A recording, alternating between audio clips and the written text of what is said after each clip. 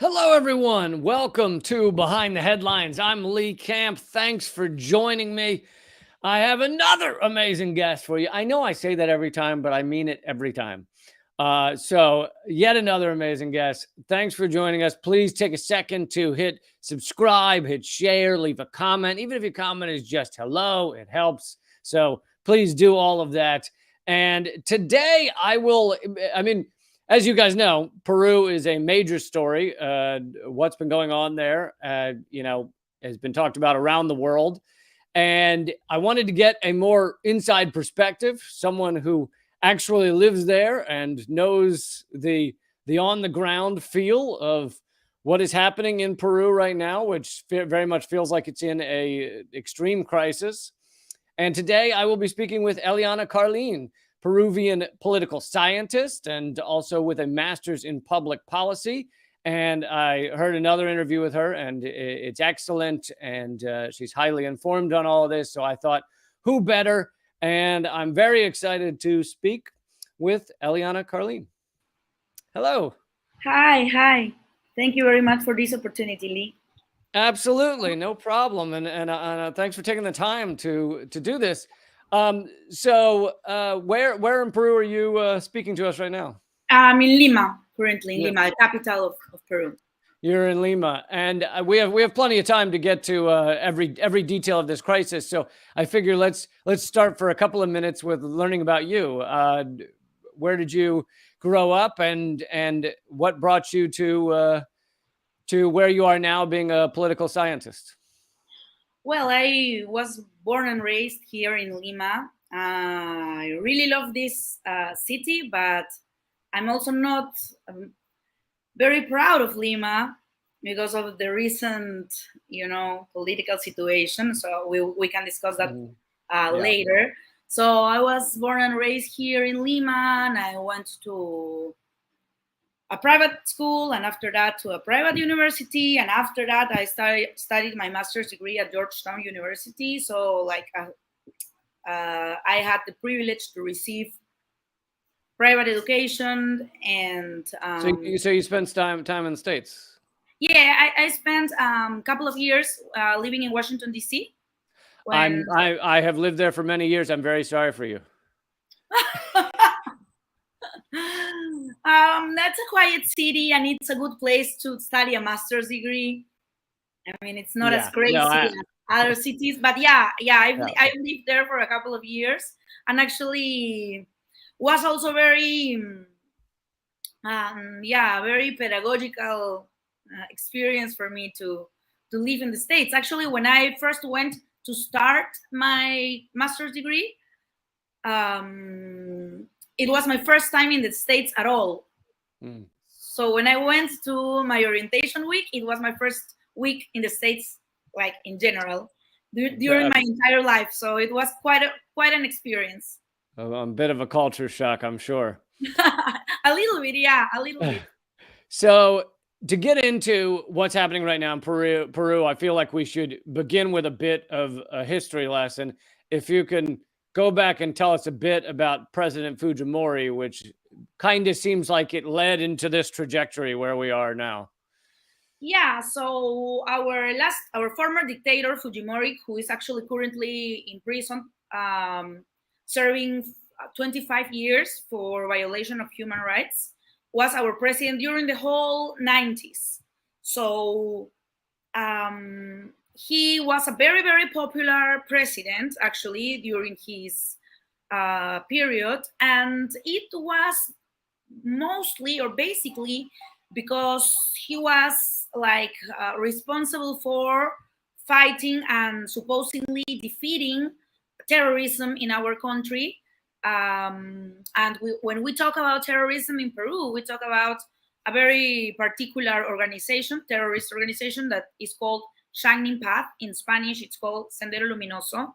And it is like a Marxist Maoist movement that actually was cruel, terribly violent, and is responsible for the murder of thousands of Peruvians. And that happened during the whole 80s, well, the mid 80s and the beginning of the 90s. So what happened was that during Fujimori's term in 1991, the police, well, a very special unit of the police captured the leader of this terrorist movement, Shagnin Path, who actually died recently and imprisoned, and his name was Abimael Guzman.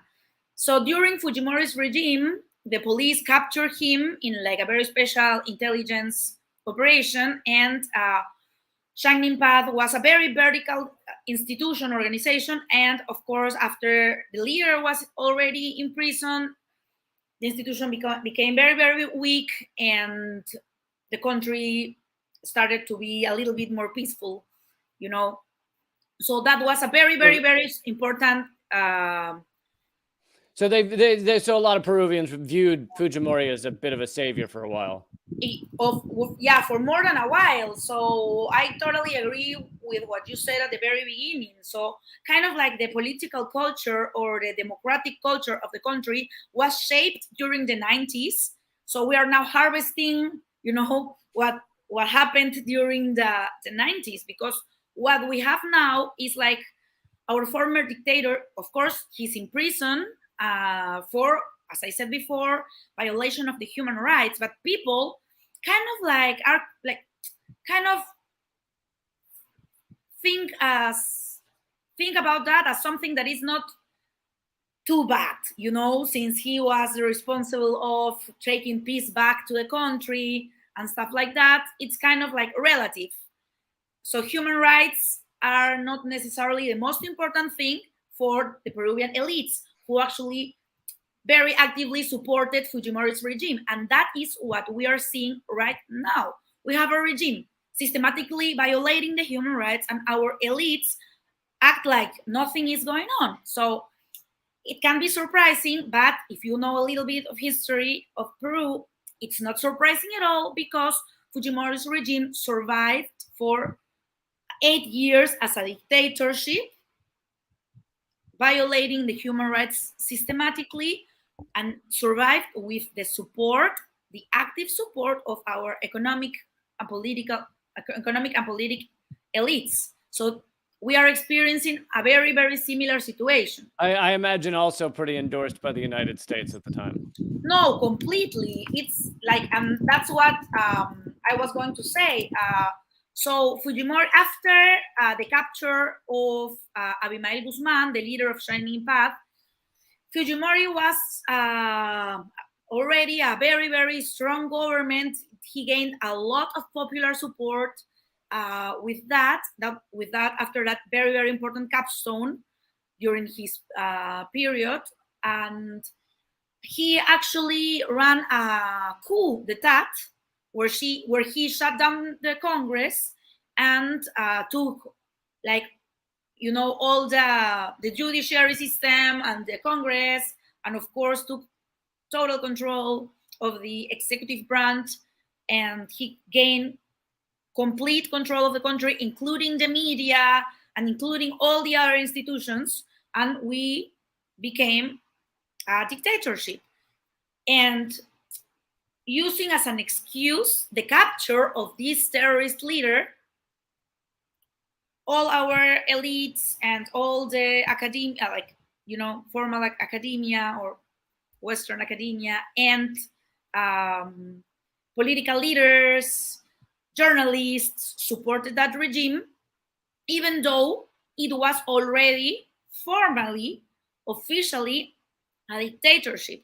And we have seen very funny efforts from international academia trying not to name that dictatorship as it was. It was like a weak democracy or a competitive authoritarianism, and very, very weird and odd names that just creative people from academia gave us in several very interesting papers and books, just trying to make excuses to support a dictatorship in Peru. A dictatorship that the U.S. supports is called a creative democracy or something, yeah. Yes, but not only creating democracy. Right after the shutdown of the Congress, Fujimori called for a constitutional assembly, and during that assembly, they approved our current constitution, the Peruvian Constitution of 1993. That is actually kind of like, writing down neoliberalism, converting the whole like neoliberalism scheme in like frame into a constitution. That is exactly what our current constitution is. Peruvian constitution is actually completely neoliberal and completely and something in the Constitution is what has allowed your country to have like 6 presidents in 6 years or whatever it was. 6 presidents in 6 years. It is very, very clear that that political frame has come to an end, and we're getting into a whole new era. Apparently, it is clear for almost 80% of the population, but not necessarily for the current government and not necessarily for the current elites. So that is worrisome. I would say that our current constitution actually is also another excuse that the supporters of this regime is using, or the supporters are using, like to try to convince the public opinion that anything that opposes the current constitution equals terrorism, or anyone that opposes the current constitution, equals enemy of democracy. And it's actually a very, very, very weak, silly argument, but that's all they have, and that's all that they are repeating constantly in the media, and that's what we have right now. We are in a situation in which, in the middle of everything, is like to protect the constitution, Peruvian constitution of 1993, that was approved by a dictatorship after shutting down the Congress and taking control of all the political branches. So this is the situation in which we are right now. That politicians, traditional politicians, are calling people that are demonstrating on the streets terrorists, because they are requesting also a new constitution for the country. So I want to get to the people protesting on the streets, but I want to back up and explain what happened with Castillo. How was he different? How was President Castillo different from the presidents who came before him? And what led to what is essentially a coup? It's basically a lawfare coup, which is a term people are becoming more and more familiar with, which is using laws instead of guns in order to achieve a coup or achieve your ends. There's famous examples of this, like going after the lawyer who won against Chevron, Stephen Donziger. That was a lawfare action that imprisoned him. Lawfare is being used to imprison Julian Assange. But anyway, talk a little bit about who Castillo was and how he was different. Yeah. So actually, the whole situation of Pedro Castillo, it's kind of like, it's very, very particular and very complicated. So I would try to break it into small pieces, because that makes sense to me. Because even as a Peruvian that is like very informed about the situation, I don't think we've had something like that before. So I'm going to try to break it into pieces to make it more understandable, even for me. So even myself, I try to make that exercise, just to try to read the reality in such a way that I can analyze it properly. So Castillo was actually very different from basically any other president we've had in our Republican history. Just to briefly describe his profile, he has been a politician during his life, because he ran for mayor in his town before, and he didn't make it at the time, but he ran for mayor, and he was part of a political party before. He was a political party member in the past. But actually, he gained a little bit more visibility and recognition among teachers all over the country, because he is a rural teacher. He was born in Cajamarca, in a district in Cajamarca that is like a region in the northern area of the country, in the highlands, in the mountains, in the Andes. So he is a rural teacher from Cajamarca. He has never been in Lima and has basically not networks in Lima at all. He has no contacts here in Lima at all. And represented the indigenous and not the elite. Well, basically representing, I wouldn't say technically like an indigenous Peruvian, but yes, a rural peasant. Yeah. So that is also very, very representative of our most like unprivileged areas of the country. And this is the first time that such a person becomes president, and it has been a democratic process. So he was completely different because he is not part of the elites at all, and he doesn't even have, you know, networks or any links that can make him feel a little bit closer or a little bit familiar for the elite here in Lima. So he's a complete outsider for national politics. So what happened is that we had a teachers' strike in 2017, and it was poorly managed by the government at the time.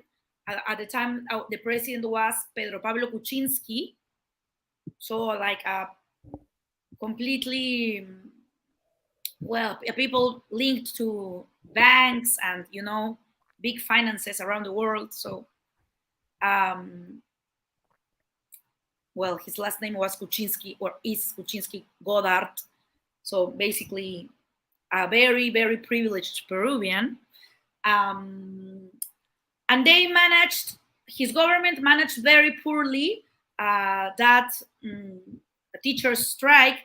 And actually they didn't even receive Castillo for a meeting when he was the leader of a very important teachers' union. And they actually accused him of being a terrorist, or accused him of being linked to some organizations that are close to the remains of Shining Path. Something like that. So they kind of say that he was linked to some organizations that are kind of linked to terrorism. And that's why they didn't recognize his union as a legitimate union, as a valid union to sit down on the table and try to have a dialogue, a civilized dialogue about the problematics of teachers around the country. It sounds like a standard anti-union trick to say the union is terrorist, so we won't talk to them. But not necessarily, because they did have meetings with other unions. Okay. But not with Castillo's. So that's what happened. And of course, he gained a lot of, you know, lights and visibility because he was not being hurt by the government, and he became a popular person, a popular teacher, and the leader of a teachers' union. So that happened during 2017, and actually that strike was pretty successful from the teachers' point of view, and the school classes were paralyzed around the country, and actually they had to replace the Minister of Education. So that happened in the time, and well, after some months, I don't even remember exactly how many months, Pedro Pablo Kuczynski resigned his government, and we started going into, you know, this phase in which we have had 6 presidents in 6 years. The presidents are incapable to finish their previously established terms. So, and now we are in the middle of this crisis. But kind of like what happened during the, what happened during that strike was just came to an end. It was over. The strike was over. Well, we started again with teacher classes, and then the pandemic came, and everybody kind of forgot about Pedro Castillo and what happened during that time. And then elections came again, and of course the daughter of our former dictator Fujimori ran for president again for the 3rd time, which personally is something like very, very hard, because I'm the co-founder. I'm not active in that movement anymore, but I co-founded a movement that is called No a Keiko in Spanish, that actually means something like say no to Keiko, because we strongly oppose Fujimorism to go back to take control of the state. Right. So, and of course, we have been called also terrorists, and we are constantly harassed by some some journalists that are linked, that have close links to Fujimori, and those people that were the owners of our country in the 90s strongly, and now they are the owners of the country, a little bit under the sheets, but they are still the owners of the country, and they just don't like people to talk about them. Or to talk badly about them, to tell the truth about what they mean and what they have done to us.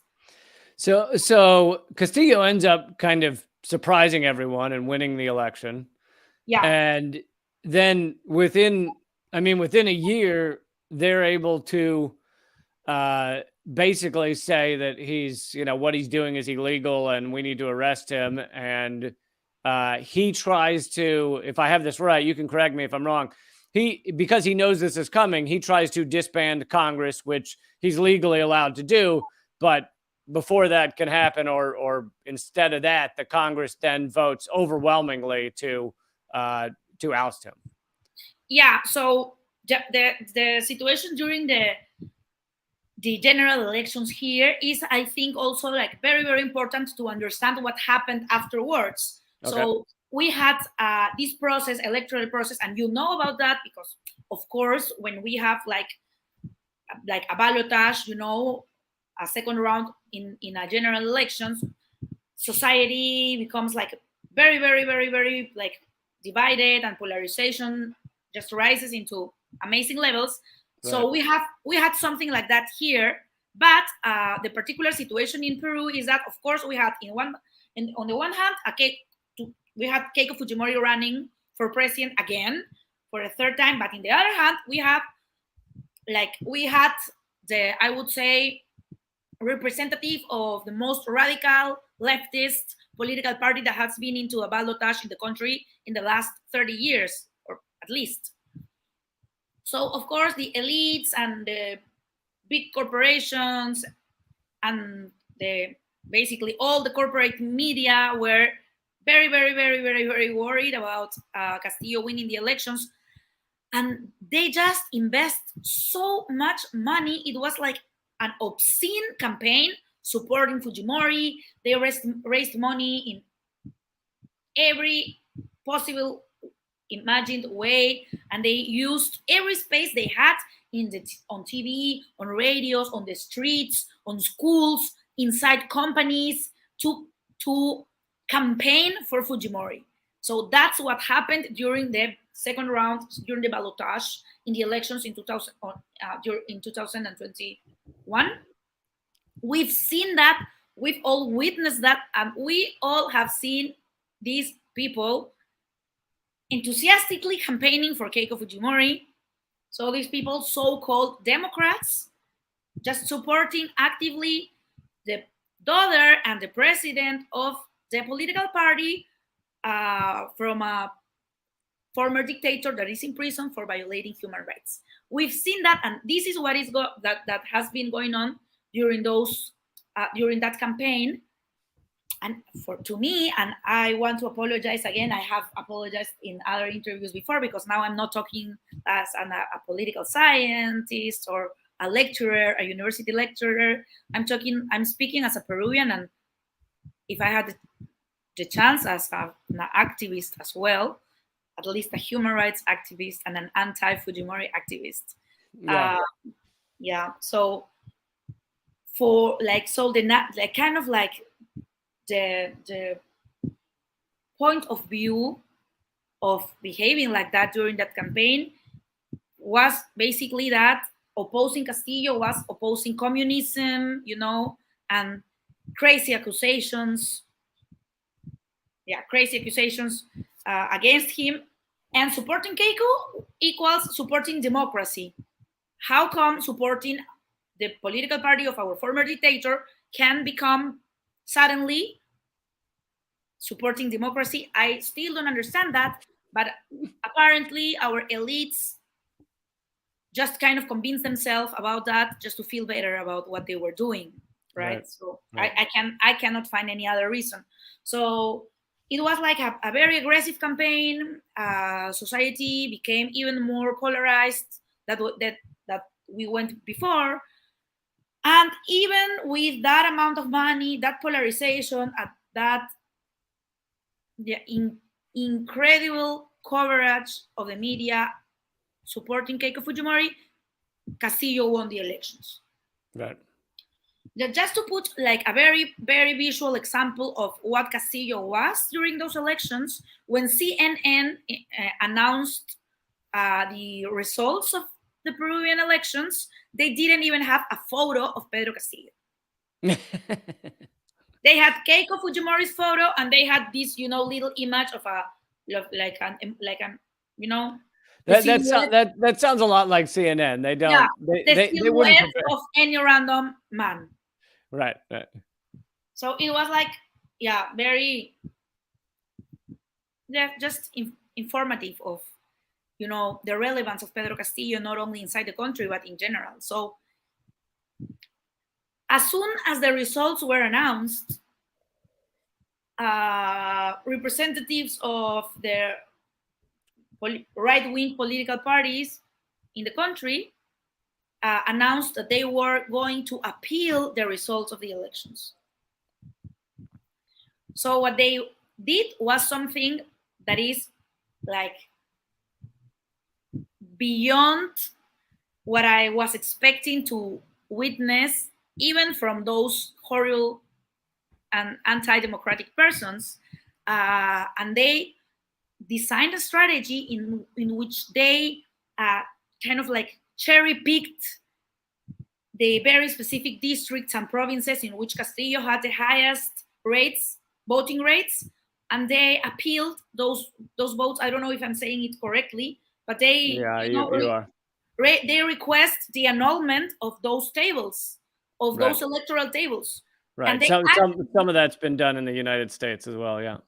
yeah, so they actively um, kind of organized a coalition of powerful and millionaire law firms that are the biggest law firms in the country, that are located here in Lima and have the most prestigious lawyers in, all the brands of law, and they are like very prestigious people from Peruvian society, and they work together with the most powerful companies, corporations, and politicians in the country, and they work all around South America and are very, very powerful people. Yeah. And they are supposed to be people, I mean, at least publicly, they are Democrats, they support democracy, and are against any kind of authoritarianism. And those law firms organized a strategy in which they put together teams to review and to appeal the voting tables in which Castillo had the highest voting rates in the rural areas where, of course, the indigenous people are located and where the poorest people of the country are located. And that's how they decided to face the adverse electoral results. So this is kind of like a very, at least to me, it's kind of like a very, very poor manage of frustration. So that's what happened. And even with those terrible, awful, non-democratic tactics, Keiko was defeated for the third time. So Castillo won the elections, and that is the first part of the story. Okay. So let's get to how exactly they managed to oust him, and what exactly happened there. Yeah. I'm sorry. I also noticed Yeah. that when I speak in English, it took me longer to explain. That's okay. That's Yeah. okay. No, I think it's an important part of the story. Yeah. So yeah, but because they didn't even recognize him as a president on the first place, they didn't recognize his the electoral results, and they kept claiming that that those were not fair elections, right? Something Right. like Trump, like when he was defeated in the elections and he refused to recognize that he was not going to be the president anymore. Yeah, it happened the same, but with Keiko Fujimori. So what happened afterwards was that he was immediately, or he immediately experienced from Congress an impeachment request. I would say 2.5 months after he became president, and after that. Our fiscal de la nación, our like attorney general, yeah, Mhm. I would say Yeah. the attorney general decided to interpret the norms about investigating president differently. For the first time in our Republican history, she decided that even though it is in the law that you cannot investigate a president during his term, she was going to interpret that a little bit differently this time, and that actually the real interpretation of the law is that you cannot sentence a president, but you can investigate them. So Right. she decided that that was the case, and she decided to run investigations against Castillo. I would say a month after he became president.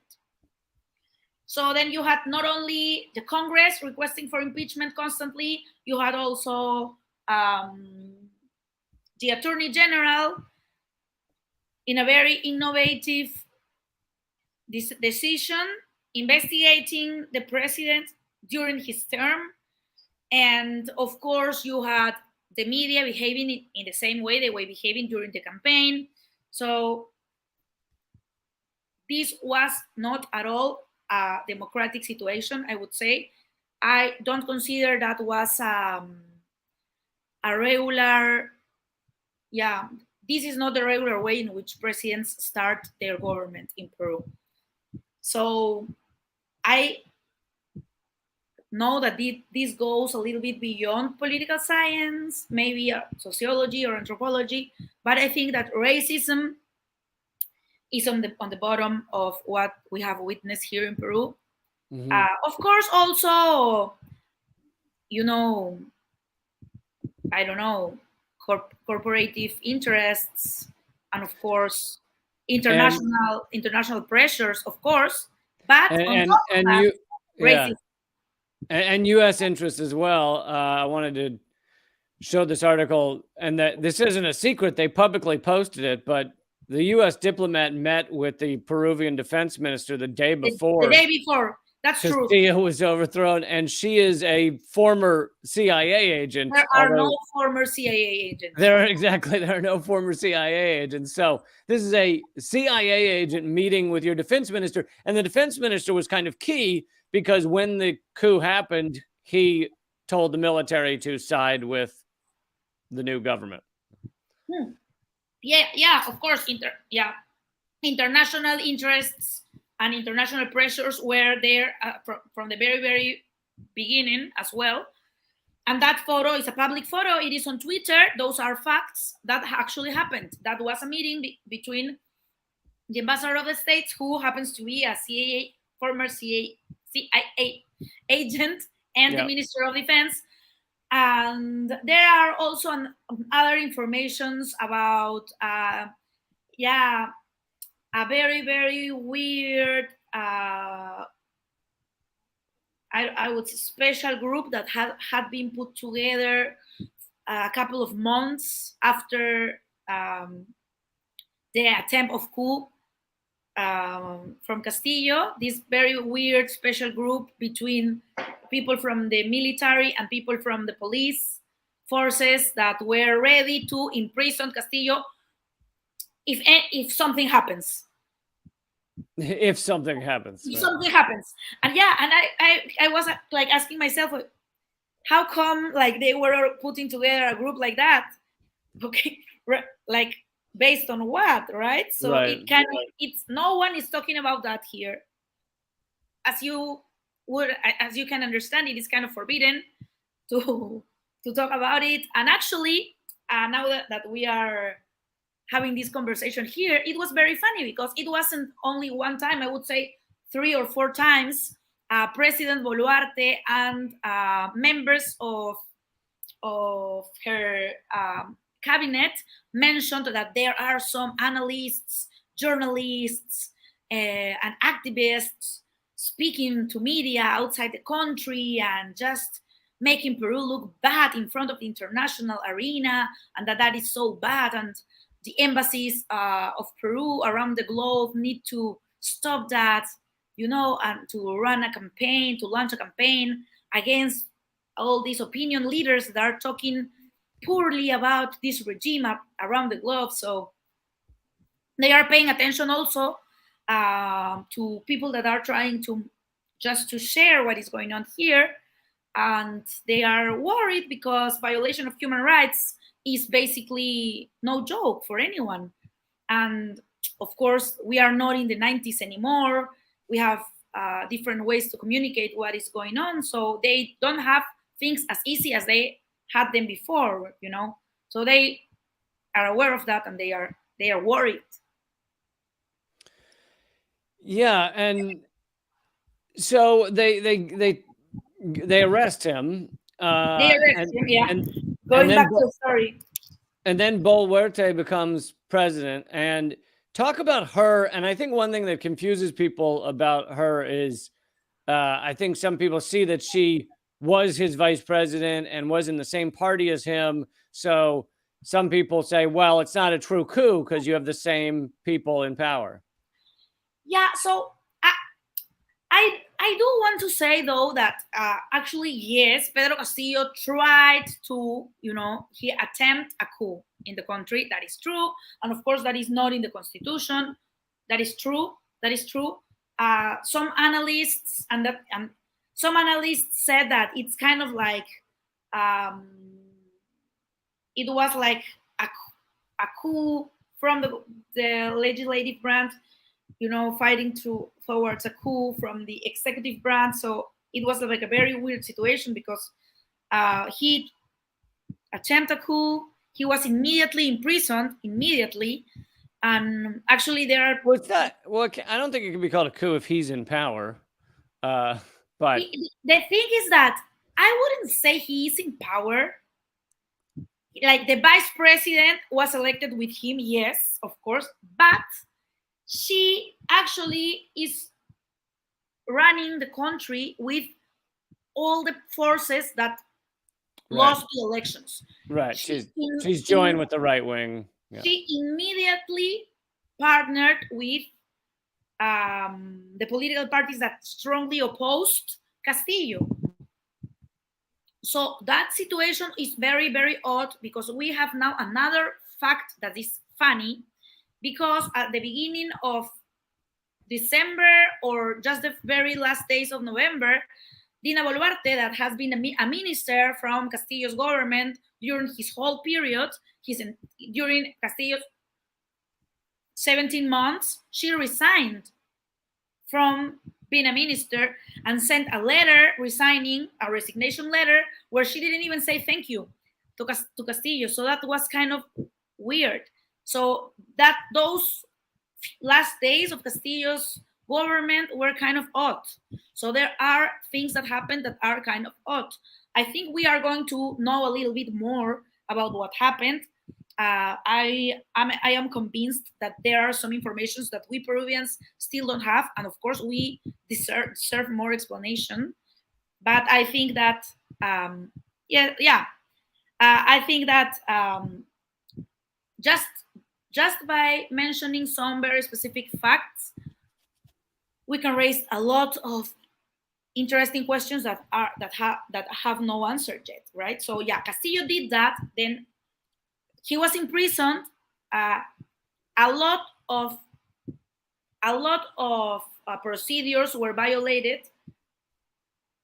He didn't even have a process to be imprisoned. That's true. So that's actually something that I don't think that would have happened if if it was, for example, Keiko Fujimori. So yeah, that situation is kind of like they claim flagrancy. I don't even know if that word exists in English. I don't know. Yeah, they said that since he committed a crime, you have the right to capture him during the first hours. So that's the argument that actually police officers used, his own police officers used to capture him and imprison him. So this is a situation that is real, that happened, and Castillo is now imprisoned for being responsible of trying to, make a coup that wasn't even real. There was no support from the military, no support for the police officers. None institution was taken. No one was killed. So So that was that situation happened, and now he's in prison, facing trying to make a coup in the country. And so now there is a lot of protests, and if you can speak to the protests, what's happening within them, and what people are calling for.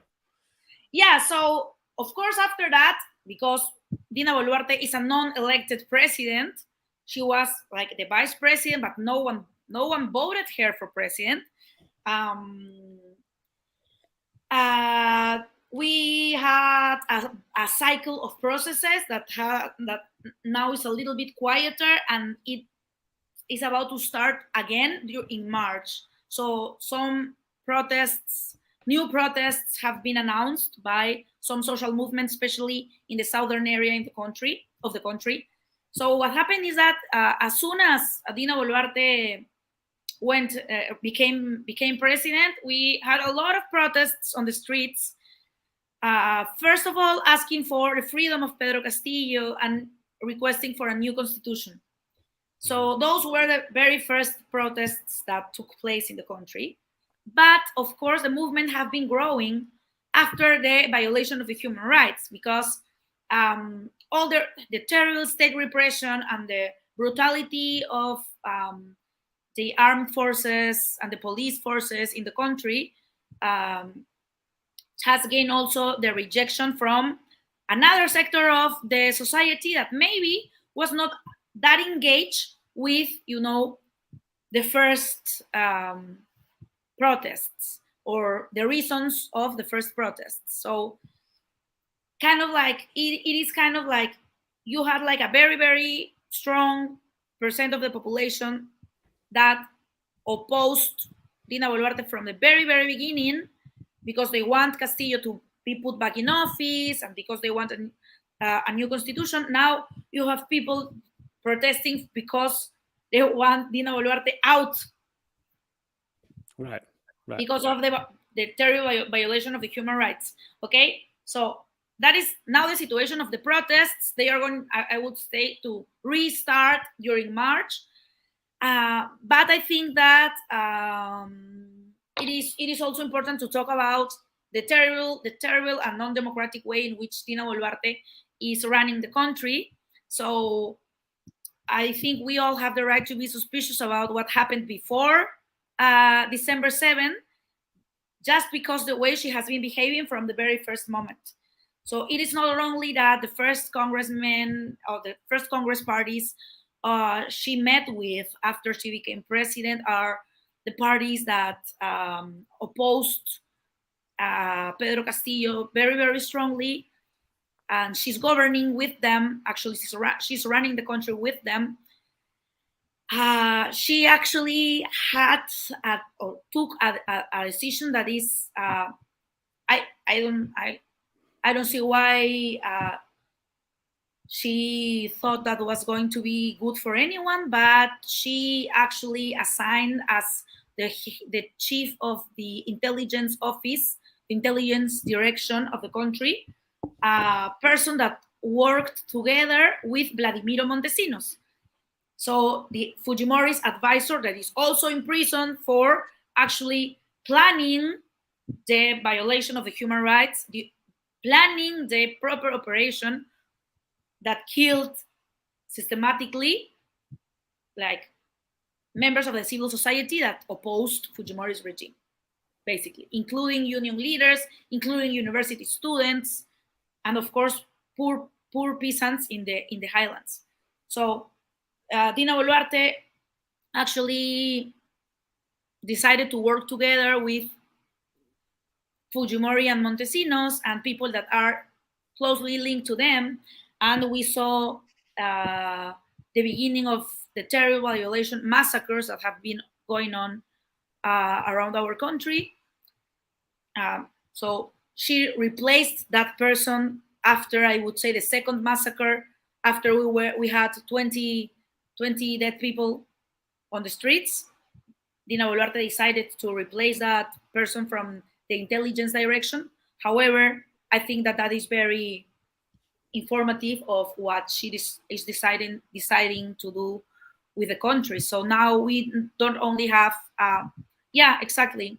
So we don't only have people that are linked to our former dictator, but also people representing the most corrupted and, the less equalitarian sectors of the country, right? So I think it is worrisome that Congress has gained so much power right now, and yeah, we have like a moment in which they are now open in the position that they don't want to shorten this presidential period. That was one request from the protests. Right. One of the biggest requests is simply for elections, like have elections again now. And yeah, immediate election. So their request that they're like the biggest request in the country. So is Dina Boluarte to be out of the presidential palace, and I think that it is also, like, you have, as I said before, supporters of Pedro Castillo that think that she betrayed Castillo and she doesn't deserve to be in office, and that's one position. And you have another position that it's like the majority of people that are protesting on the streets, is that you cannot have a president that is responsible for killing more than 60 Peruvians and with no consequences at all. So it is not possible. We cannot call ourselves a democracy.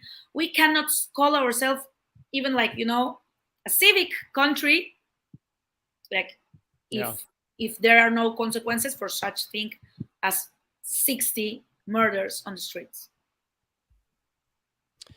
Yeah, and also this just happened the other day. Is AMLO, president in Mexico, has called the current Peruvian president a puppet, and Peru has kicked out Mexico's diplomats, I believe. Yeah, also Pedro Castillo's family is now living in Mexico as refugees. So Pedro Castillo's wife and Pedro Castillo's 2 children are now living in Mexico, and the situation of the former ambassador of Mexico in Peru receiving Pedro Castillo's family in the building of the embassy of Mexico in Lima caused him to be kicked out of the country as well. So he actually traveled to Mexico together with former President Pedro Castillo's family, and now they are political refugees in Mexico. So that is when the relations between the countries started, to get a little complicated. But yeah, AMLO is supporting actively Pedro Castillo from the very beginning, and of course Dina Boluarte's regime doesn't like that at all. So yeah, so we are in the middle of this situation. I just read something that Mexico was the invited country in the Lima book fair, like our book fair that we have yearly here. And yeah, Mexico's government announced that they are not going to be the special guest country in the book fair. So yeah, we are starting to see some impacts in some other relations among the What countries. would you like to see happen now? What outcome would you like to see? Well, so I had the hopes at the very beginning that Dina Boluarte was going to be at least a little human, civilized, and sensitive about what the people from the country are willing and are desiring. But also, I thought she was going to be human with, you know, families of the people that are now dead under her government. But apparently, Oh, I did see they just offered $13,000 to each family who's lost someone. like yes, that but like that will replace them. yeah, it's insulting and it is insane, and also like they are playing with the fact we're not playing. Yeah, it's kind of, they know that they have killed poor people. None of the people that have died on the streets protesting against her government are wealthy people. Right. And I would say 80% or maybe even more are people from the rural areas. So they have killed 60 poor Peruvians. Only one in Lima, even though we have been demonstrating in huge marches here in Lima. So they have killed innocent, poor Peruvian peasants from the rural areas.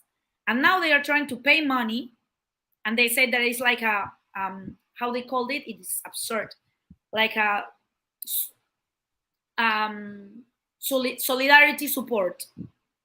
But they refuse to call it reparations, because when you call it reparations in the international law, it means that you are recognizing your crime. Right. Because a Right. reparation is part of a process of justice when we talk about human rights processes or violation of the human rights processes. So they refuse to call it reparation, but they say that like it's a support for the family.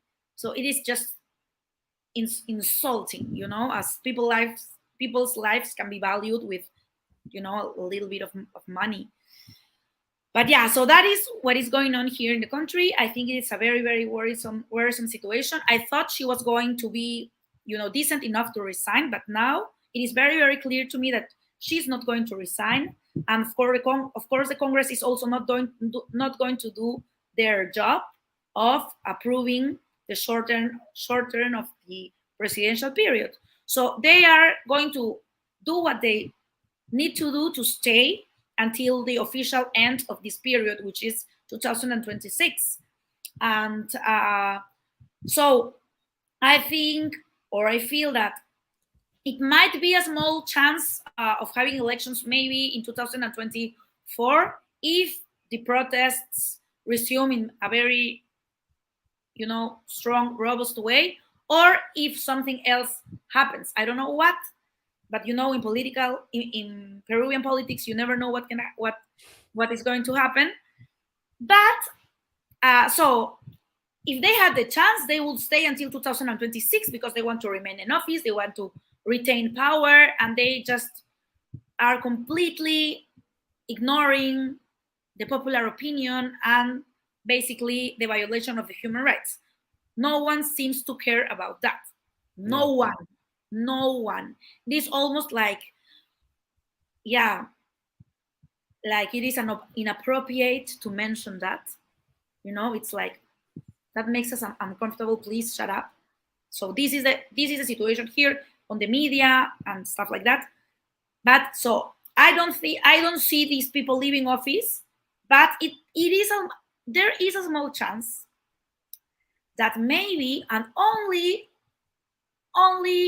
because of political calculation, that the Congress might let her fall down. The Congress may approve the short term of her period when they see uh, the next presidential election coming, because it is not good for them to be seen as the political parties that supported this regime that is terribly unpopular. No one likes Dina Boluarte. I think she's like disapproved by 75% or 78% of the country, and I would say that it's more because That, all in the polls the rural areas are underrepresented. that's getting to American president numbers right there. Well, yeah. So she's widely Disapproved by disapproved. 75%. She's widely disapproved, but the Congress is disapproved by 90% of the population. And in the last polls, they only got 6% approval. 6%. I would say that is a record even for Peru. Yeah. But so, as of course, they don't want to be buried politically, maybe just as a strategy to try to gain some sort of support, they may just, let Dina Boluarte just fall down and approve the shorten of her period in a, I don't know, Well, anytime before 2024. And I guess if the demonstrations were to continue to grow and to get big enough, then the ruling elite that she is working with would see it in their benefit to back away from her and have elections, because they would start to fear as to whether, people will legitimately get the guillotines out if the demonstrations get large enough. So I guess there's always that possibility.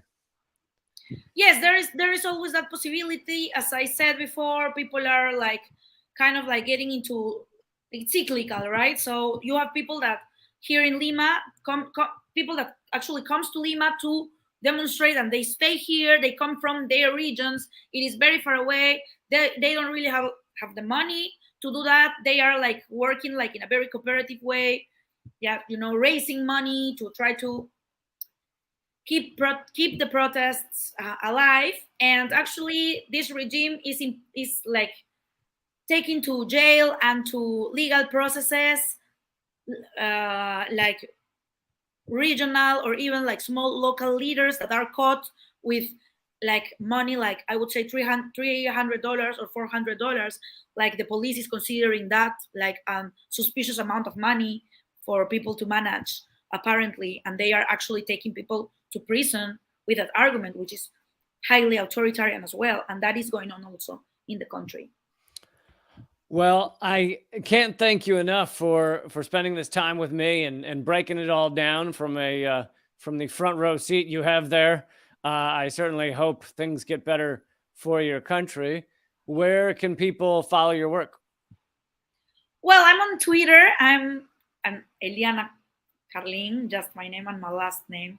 So I'm on Twitter. The Twitter is at Eliana Carlin. At Eliana Carlin, yeah. Okay. I'm not very like I don't share a lot of academic stuff over there, but of course I share political opinions all the time. So you can totally follow me on Twitter.